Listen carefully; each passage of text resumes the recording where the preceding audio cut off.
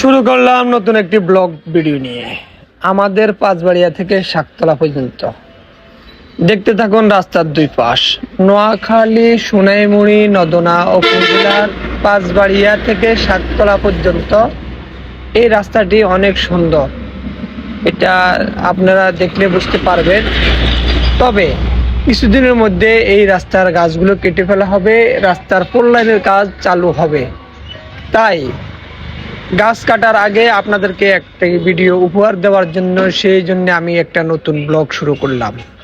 আমাদের ব্লগটা দেখতে থাকুন আর আমাদের পেজটা ফলো দিয়ে আমাদের পাশে থাকুন।